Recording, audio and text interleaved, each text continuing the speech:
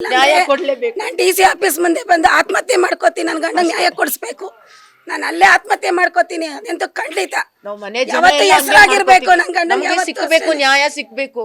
ಯಾವ್ದು ಪೊಲೀಸ್ ತಗೋತಾ ಇಲ್ಲ ಈ ತರ ಮರ್ಡರ್ ಕೇಸ್ ಅಂದ್ರೆ ಅವ್ರು ಇನ್ ಯಾವ ತರ ಇರ್ಬೇಕು, ನ್ಯಾಯ ಕೊಡ್ಸಿಲ್ಲ, ಯಾವ ತರ ಕೊಡ್ತಾ ಇದ್ದಾರೆ. ನನ್ನ ಗಂಡ ನ್ಯಾಯ ಕೊಟ್ಟಿಲ್ಲ, ನಾನು ಆತ್ಮಹತ್ಯೆ ಮಾಡ್ಕೋತೀನಿ. ಡಿಸಿ ಆಫೀಸ್ ಮುಂದೆ ಬಂದು ನ್ಯಾಯ ನಾವ್ ಅಲ್ಲೇ ಏನಾದ್ರು ತಗೋತೀವಿ. ಅವ್ರಿಗಾಗಿರೋ ತರ ಅವ್ರಿಗೂ ಆಗ್ಬೇಕು. ಆದ್ರೂ ನಮ್ಗೆ ಅನ್ನ ಕೊಡ್ತಾ ಇದ್ದವ್ರು ನಮ್ಗೆ ನೋಡ್ಕೊತಾ ಇದ್ರು, ಈಗ ನಮ್ಗೆ ಯಾರು ನೋಡ್ಕೋತಾರೆ?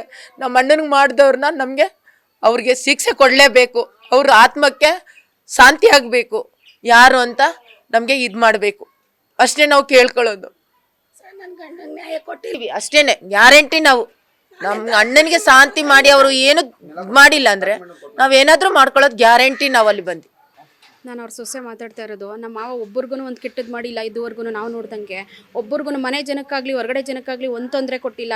ಎಲ್ರಿಗೂ ಬೇರೆಯವ್ರಿಗೆಲ್ಲ ನ್ಯಾಯ ಕೊಡಿಸ್ತಾ ಇದ್ರು. ಇವತ್ತು ನಾವು ಈ ಥರ ನಮ್ಗೆ ಈ ಪರಿಸ್ಥಿತಿ ಬರುತ್ತೆ ಅಂತ ನಾವು ಕನಸಲ್ಲೂ ಅಂದ್ಕೊಂಡಿರಲಿಲ್ಲ.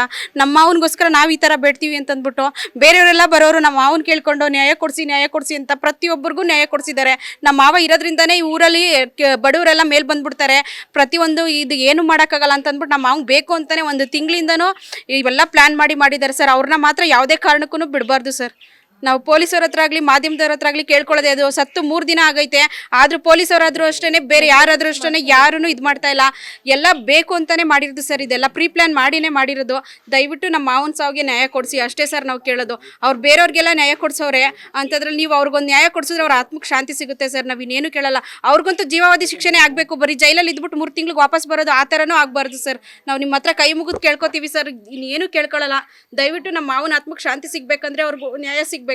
ಅವ್ರಿಗಂತೂ ಜೀವಾವಧಿ ಶಿಕ್ಷೆ ಆಗ್ಲೇಬೇಕು ಸರ್. ನೀವು ಗಿರವಿ ಇಟ್ಟು ಬಿಡಿಸ್ಕೊಳ್ಳಕ್ಕಾಗ್ದಿರೋ ಆಭರಣನ STJ ಗೋಲ್ಡ್ ಕಂಪನಿಯವರು ಬಿಡಿಸಿ ಮಾರುಕಟ್ಟೆಗಿಂತ ಅಧಿಕ ಬೆಲೆಗೆ ತಗೋತಿದ್ದಾರೆ. ಅಷ್ಟೇ ಅಲ್ಲ, ಒಂದು ಕೂಪನ್ ಕಾರ್ಡ್ ಕೂಡ ಕೊಡ್ತಾ ಇದ್ದಾರೆ.